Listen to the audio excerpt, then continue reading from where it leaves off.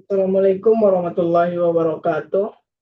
Perkenalkan, nama saya Ariel Gracio Modra dengan NIM 24060119. Baik, di sini saya akan mempresentasikan PPT yang saya buat, yaitu dari bab 2 mata kuliah Ekonomi Pembangunan, yang dimana judul besarnya di sini definisi negara berkembang. Negara berkembang adalah negara yang memiliki tingkat pendapatan per kapita relatif rendah dibandingkan negara maju, serta menghadapi berbagai masalah struktural seperti kemiskinan, pengangguran, ketimpangan, dan rendahnya kualitas pendidikan serta kesehatan. Namun Todaro dan Smith menekankan bahwa negara berkembang bukan hanya soal pendapatan rendah, tetapi juga soal kesempatan kerja terbatas, ketimpangan tinggi, kualitas hidup yang belum naik. Contoh, Indonesia termasuk negara berkembang, Jepang dan Jerman termasuk negara maju. Indonesia masih menghadapi masalah kemiskinan dan ketimpangan, sedangkan Jepang sudah memiliki teknologi maju dan pendapatan tinggi. Menurut para ahli ekonomi pembangunan Todaro dan Smith, negara berkembang tidak hanya dilihat dari pendapatan yang rendah saja, tetapi juga dari kualitas hidup masyarakatnya. Artinya, walaupun suatu negara mulai memiliki pendapatan yang meningkat, tetapi jika kesempatan kerja masih terbatas, ketimpangan tinggi, dan kualitas hidup masyarakat masih rendah, maka negara tersebut masih termasuk negara berkembang. Lalu kita masuk ke karakteristik negara berkembang. Negara berkembang memiliki beberapa ciri atau karakteristik yang umumnya sama. Yang pertama itu taraf hidup dan produktivitas yang lebih rendah. Maksudnya di sini sebagian besar masyarakat memiliki pendapatan yang rendah sehingga standar hidupnya juga rendah. Produktivitas tenaga kerja juga masih rendah karena teknologi dan keterampilan yang terbatas.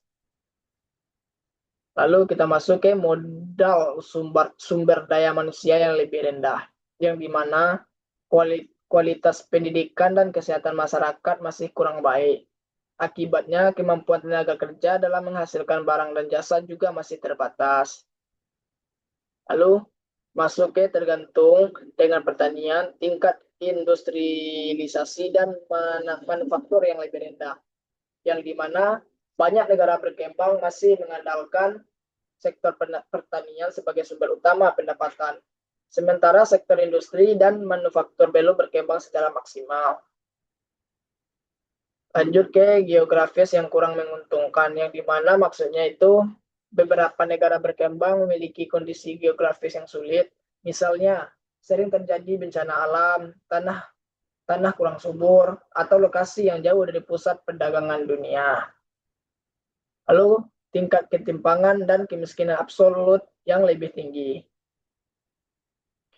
yang dimana perbedaan pendapatan antara kelompok kaya dan miskin sangat besar. Sebagian kecil masyarakat sangat kaya, sementara sebagian besar lainnya masih hidup dalam kemiskinan. Lanjut ke tingkat pertumbuhan penduduk yang lebih tinggi. Maksudnya negara berkembang itu biasanya memiliki angka kelahiran yang tinggi, sehingga jumlah penduduk terus meningkat.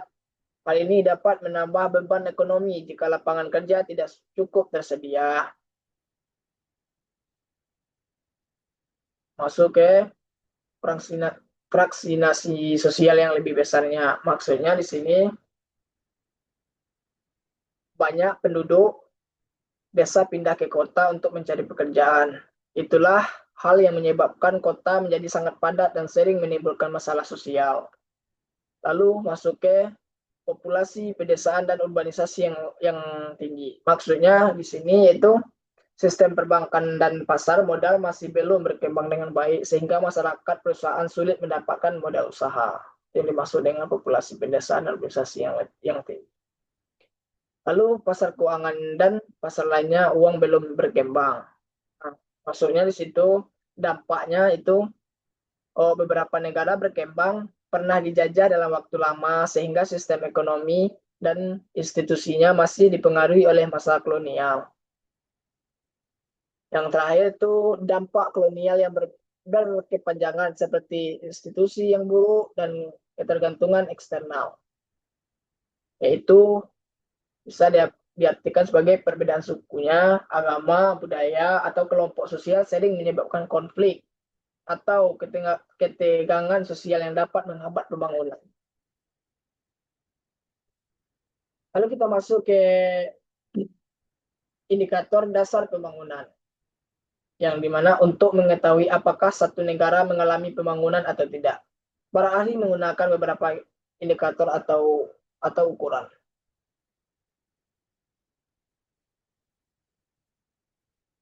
Yang pertama itu pendapatan real per kapita. Ini adalah rata-rata pendapatan setiap orang dalam satu negara setelah memperhitungkan harga. Kenapa penting?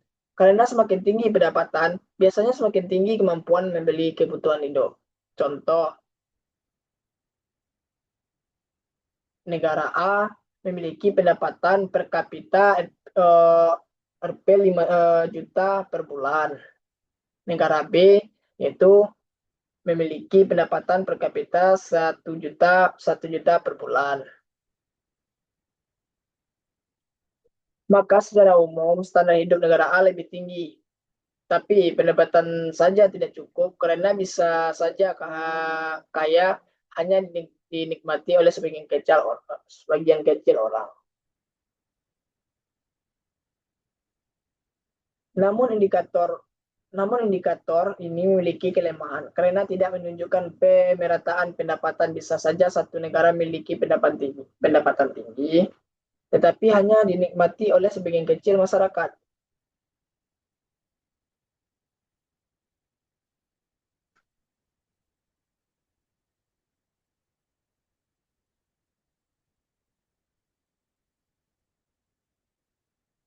Lalu yang kedua itu paritas daya beli paritas daya beli atau PPP. Paritas daya beli atau purchasing power parity digunakan untuk membandingkan daya beli masyarakat di berbagai negara.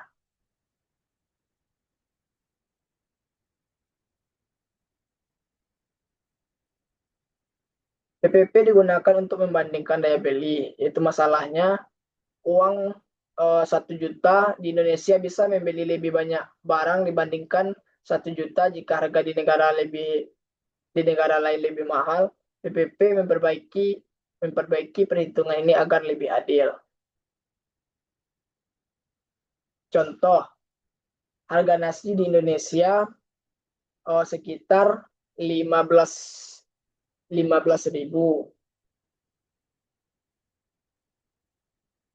Sedangkan harga nasi di Amerika bisa setara dengan 70.000.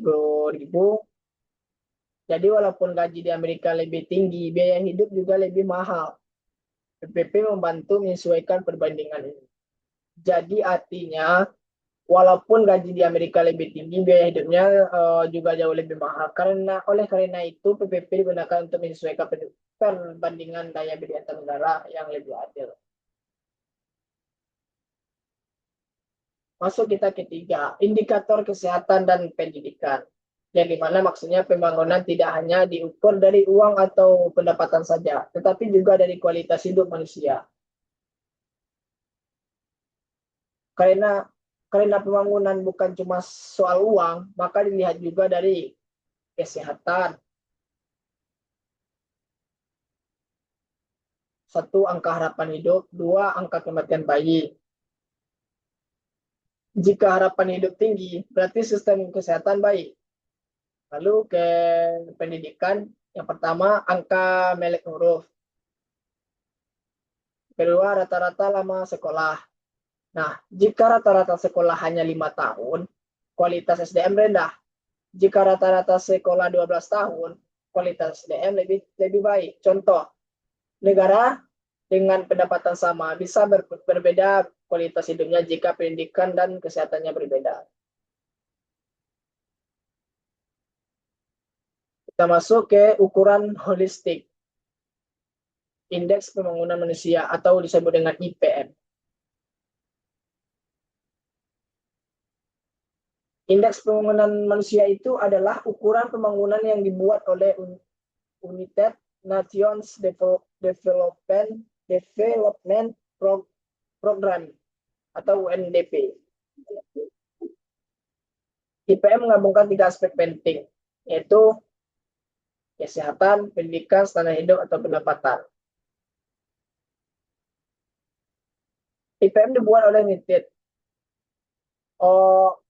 yaitu ada juga dengan umur panjang, pendidikan, standar hidup. Jadi IPM lebih lengkap dibandingkan hanya melihat GDP. IPM lama itu menggunakan rata-rata biasa, IPM baru menggunakan rata-rata geometrik lebih kuat. Artinya, kalau satu aspek sangat rendah, misalnya pendidikan buruk, maka nilai total IPM akan turun drastis. Contoh, jika pendapatan tinggi tapi pendidikan rendah, maka negara tetap dianggap belum berkembang sempurna.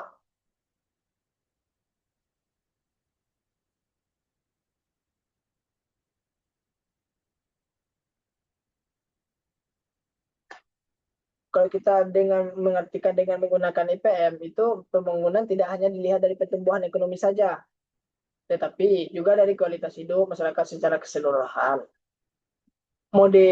Metode penghitungan IPM yang baru menggunakan rata-rata geometrik itu, sehingga jika salah satu aspek sangat rendah, misalnya pendidikan sangat buruk, maka nilai IPM secara keseluruhan akan turun drastis. Itu maksudnya.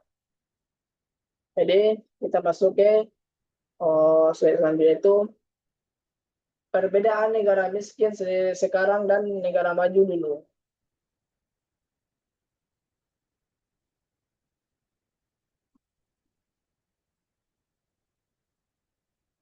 Menurut Todaro, negara berkembang saat ini berbeda dengan negara maju ketika mereka masih miskin dahulu. Yang pertama, perbedaan jumlah penduduk. Negara maju dulu penduduknya sedikit saat mulai industrialisasi. Sekarang negara berkembang penduduknya sangat besar, lebih sulit maju. Yang kedua, perbedaan teknologi. Negara maju sekarang menguasai teknologi tinggi, negara berkembang harus mengejar ketertinggalan teknologi.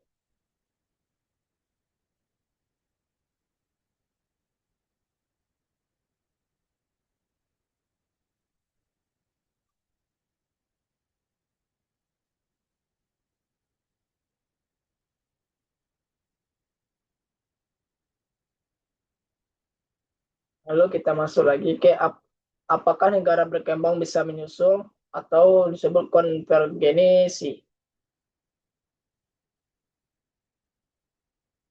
Ada negara yang berhasil mengejar ketertinggalan. Contoh, Korea Selatan dulunya miskin, sekarang negara maju. Tapi banyak negara Afrika masih tertinggal. Tidak semua negara otomatis menyusul, harus ada. Yang pertama, pendidikan kuat, kebijakan tepat, institusi stabil.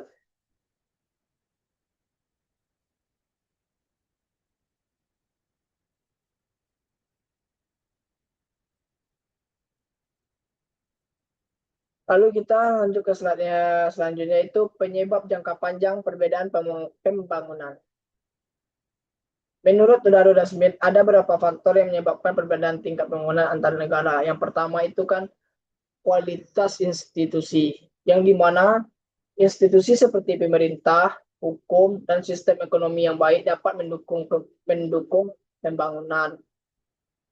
Yang kedua, pendidikan dan kesehatan, di mana artinya dengan negara pendidikan dan kesehatan yang baik biasanya memiliki sumber daya manusia yang lebih produktif. Ini maksud dengan pendidikan dan kesehatan. Yang ketiga, kebijakan ekonomi. Kebijakan ekonomi ini kebijakan yang tepat dapat mendorong investasi, pertumbuhan ekonomi, dan kesejahteraan masyarakat. Yang keempat, teknologi, yang dimana pengusaha teknologi dapat meningkatkan efisiensi produksi dan daya saing negara. Yang maksud dengan teknologi. Yang kelima, sejarah kolonial. Negara yang pernah dijajah sering mengalami hambatan pembangunan karena struktur ekonomi yang tidak seimbang, yang masuk dengan sejarah kolonial. Yang keenam, kondisi geografis. Kondisi geografis adalah faktor alam seperti iklim, sumber daya alam, dan lokasi geografis juga mempengaruhi pembangunan suatu negara.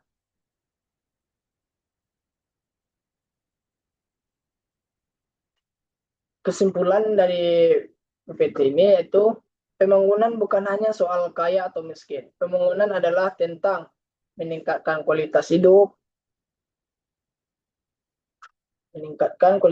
masyarakat, mengurangi kemiskinan, memperbaiki pendidikan, memperbaiki kesehatan masyarakat, memperkuat institusi negara. Jadi, suatu negara hanya fokus pada peningkatan GDP tanpa memperhatikan kesejahteraan manusia, maka pembangunan tersebut belum bisa dikatakan berhasil sepenuhnya. Baiklah, sampai di sini saja yang bisa saya jelaskan tentang materi ini. Jika ada salah kata yang tidak menyenangkan, mohon maaf. Saya akhiri. Wassalamualaikum warahmatullahi wabarakatuh.